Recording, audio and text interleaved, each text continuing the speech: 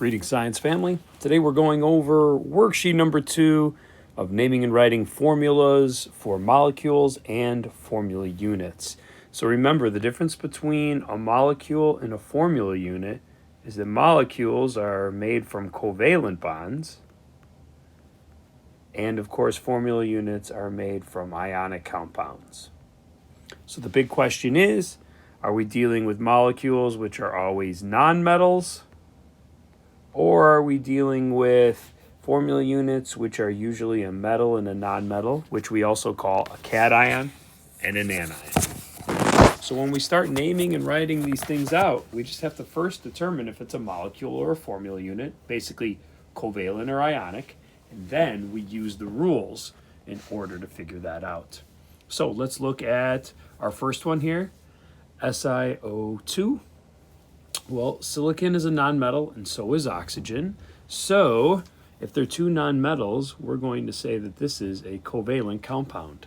If it's covalent, we're going to use prefixes. So to name it, we're just going to call it the name silicon. Notice I didn't put monosilicon because you don't have to use mono for the first one, only the second one. And the next one is dioxide because there are two oxygens. And remember, we changed the word oxygen to oxide. So because it's a covalent compound, we are able to use the prefixes and name it accordingly.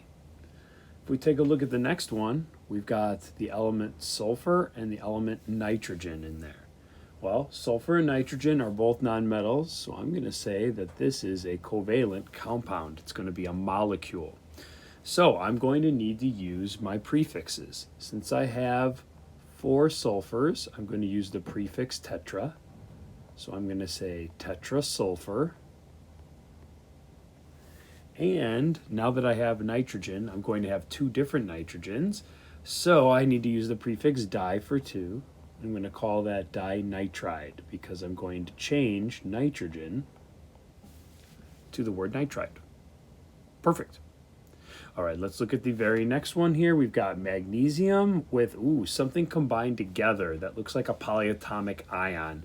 So since I have magnesium, which is a metal, and cyanide, which is a polyatomic anion, that's definitely going to be an ionic compound, right? So this is going to be a formula unit. So when I name these guys, I'm going to need to make sure I just use their ion names, so no prefixes. So for the metal, I'm going to call it magnesium. And for CN, if I look on my ion sheet, CN is actually the polyatomic ion called cyanide. So I'm just going to put cyanide. Now, even though there are 2 whole cyanides in there, I don't want you to worry about that when you're naming. Remember, when we name ionic compounds, we're just going to use the names of the ions, not how many of each. So we just call it magnesium cyanide. Take a look at the next one here, Ag2S. Ag is silver, and silver is a metal. So if anything has a metal, it's got to be an ionic compound. So let's name it with no prefixes, just using the ion names. So the silver ion, when I look on my sheet, is just called silver. And when I look on my ion sheet for S, S turns into the ion sulfide. So I'm just going to call that silver sulfide. Nice. All right, let's look at the next one. Next one is Sr. When I look on the periodic table, Sr is strontium. Strontium is a metal. Any compound with a metal is going to be ionic because we know covalent compounds or molecules always have 2 nonmetals. So, taking a look at that, Sr, let's look at the ion names. Sr is strontium, so I'm just going to put strontium. Notice I'm not saying anything like monostrontium because I don't use prefixes ionic compounds. When there's a metal and a nonmetal or a positive and a negative charge, cation and anion, this is going to be a formula unit, an ionic compound. Now, if I look up NO3 on my ion sheet, that is called nitrate. So even though there are 2 nitrates, I don't worry about in the name saying they're 2 nitrates. From their charges, you would be able to figure out their formula. So when just naming them, we just say the names of the ions, not how many of each there are. That's unnecessary. All right, taking a look at the next one. That's chlorine and oxygen. Those are both nonmetals. So if it's two nonmetals, this is going to be a covalent compound. So when I name this, covalent compounds mean they're molecules, so I have to use prefixes. So I have two chlorines, so I'm going to call it dichlorine. And now I also have one oxygen. So one oxygen means mono in there for my prefix. So I'm going to call that dichlorine monoxide. All right. So by using the ion sheet for the formula units and the periodic table for the molecules, you'll be able to name these guys in no time. Looking at the next one, PF3. Well, P is phosphorus, that's a nonmetal. And F is fluorine, that's also a nonmetal. So this means that this is going to be a covalent compound. If it's a covalent compound, that means it's a molecule. We have to use prefixes. So I'm going to call this phosphorus, because that's what the first element is. And then there's going to be 3 fluorines in there. So I'm going to use the prefix tri. Oop, I'm going to run a little bit out of room. Sorry, I'm going to put it up here. But that's going to be tri, and fluorine turns to fluoride. Trifluoride. All right, so phosphorus trifluoride was that one. How about this next one here, FeF3? Fe is iron. If you look on the ion sheet, iron can be 2 different charges. Okay. So when we name it, because it is an ionic compound, okay, we're going to name it iron, but remember on that ion sheet, it shows that iron has more than one charge. So I'm going to leave a parenthesis there because I'm going to have to figure out what that charge is. And then fluorine is going to be just called fluoride. Now you might be thinking, wait, why don't I put trifluoride? Remember, this is an ionic compound. Ionic compounds, you do not use prefixes. But we've got a problem, right? Iron can have more than one charge, so we have to figure out what that charge is. So what I'm going to do is break this down. Let me do it over here in this space here for a little bit of work. So I have 3 fluorines, according to the formula, and 1 iron. Now, I don't know iron's charge, but I can look up the fluoride ion's charge, and when I look on my ion sheet under fluoride, they're each a -1 charge. So each of them is a -1, and we know that ionic compounds come together to equal 0, then what has to be the charge on that ion for iron to cancel out? It has to be a +3 charge, because +3 minus 1 minus 1 minus 1 equals 0. And that's what happens with ionic compounds. You have to cancel out. So for iron, it's going to have a 3+ charge. So even though in the equation there's only 1 iron, in the formula I should say, we still put iron 3 because that's the charge, 3+ on that iron ion. All right, this last one, NH4Cl. Whoa, that's a lot of letters. Probably something in there is a polyatomic, and it is. That NH4 comes together, that is a polyatomic ion. So this last one is going to be a formula unit because it's going to be an ionic compound. When we look up NH4, NH4 is an ion, and it is called ammonium. So I'm going to call that ammonium. And chlorine is the second ion, and chlorine we know we just call chloride. All right, so for this we had to figure out whether it was an ionic or covalent compound, a molecule or formula unit, and then from there we had to use the correct spelling or naming rules in order to figure out how to properly name it. Well, if we now jump down to the bottom part B, we're going to write the formulas for these guys. So to do that, we still have to figure out if it's an ion or an ionic compound or a covalent compound. So let's look. Magnesium iodide. All right. Magnesium is a metal. Iodide is a nonmetal. So this must be an ionic compound. All right, so how are we going to name it? Well, or not name it, but write the formula. In order to do that, we have to look on our ion sheet. So when you look on the ion sheet, you'll see that magnesium always has a 2+ charge. And iodide, when you look on your ion sheet, always has a -1 charge. So in order for them to balance out to 0, I'm going to need 2 iodides for every 1 magnesium so that they cancel out, because positive 2 cancels out with 2 negative 1s. So for our final formula, we're going to have 1 magnesium for every 2 iodides. So it's going to be MgI2. That's how we figure out the formula, so that we know, oh, okay, this is how many of each we need in order to balance out. Looking at the next one, zinc chloride. Zinc is a metal, chloride is a nonmetal, so that's going to be an ionic compound once again. If I look on my ion sheet under zinc, zinc has a 2+ charge.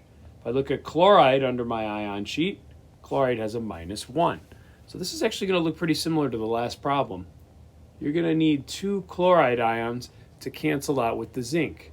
What do I mean? Well, a positive 2 is going to cancel out with 2 negative 1s. So in the end, that's how ionic compounds come together. They want to equal 0 charge. So that means I'm going to need 1 zinc for every 2 chlorines. So it's going to be ZnCl2. All right, let's look at the next one. The next one, has prefixes in the name. Diphosphorus pentoxide. That must mean that it's a covalent compound, because we know the rules of naming include prefixes. So if it's diphosphorus, it means you have a phosphorus in there, and there's 2 of them, because that's what the di stands for.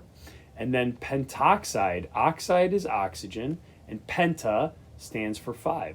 So there must be 5 in there. All right, so I like writing these formulas for covalence. The prefixes tell you how many of each, which is great. If we look at the next one, copper 2 nitrate. Copper is a metal, so anything with a metal must be ionic. It says copper 2 in Roman numerals, so that's how it tells us that copper is a 2+ charge. Now, nitrate, if we look on the ion sheet, nitrate comes off as a polyatomic ion. It's NO3, and it has a -1 charge. So in order to cancel out with that positive 2 charge from copper, you're going to need 2 of these nitrates. And remember, whenever we make an ionic compound, that +2 is going to cancel out the 2 negative 1s. So now that it's neutral, we know we're going to need 1 copper for every 2 nitrates. So we'll have to write that in our equation. Copper, and then we'll write nitrate. But remember, nitrates stick together, so put parentheses around it, and put a 2 on the outside to say that there's going to be 2 of them. If we take a look at the next one, sulfur trioxide, I see tri in there, a prefix. So a prefix already tells me that, okay, this must be a covalent compound. Also, sulfur and oxygen are both nonmetals. So that's another way to tell that this is going to be a covalent compound. So if it just says sulfur, that must mean there's only 1 sulfur. In trioxide, oxide is oxygen, and tri means 3. So it must be SO3. And actually, sulfur trioxide is given off in factories, and unfortunately, mixed with water in the air, can turn to sulfuric acid and create acid rain. Also smells like rotten eggs, I believe. Pleasant.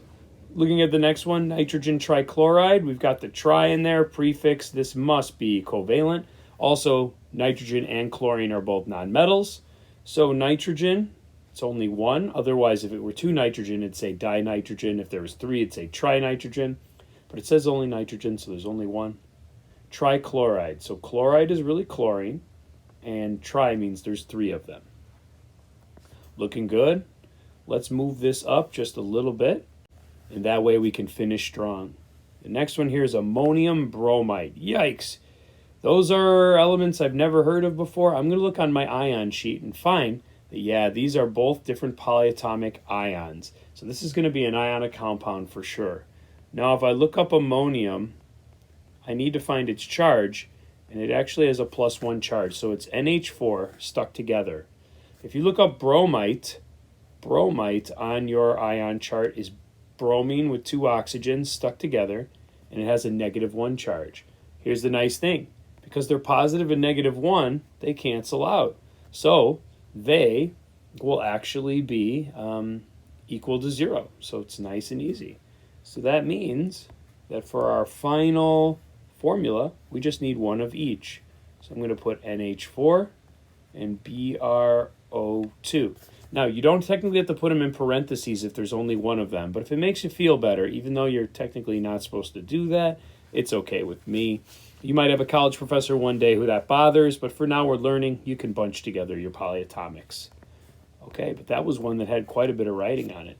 Let's look up sodium sulfate. Sodium is definitely a metal off the periodic table, so that means it's ionic. If I look up sodium on my ion sheet, sodium always has a +1 charge. If I look up sulfate on my ion sheet, sulfate is actually a polyatomic. It comes off as SO4. SO4 always has a 2- charge. So if I'm trying to balance these out, I'm going to need another sodium ion. That sodium ion will then have +1, +2, and that'll cancel out the -2. So that means we're good to go. They're canceled out. So I'm going to need 2 sodiums for every 1 sulfate. So it's going to be Na2SO4.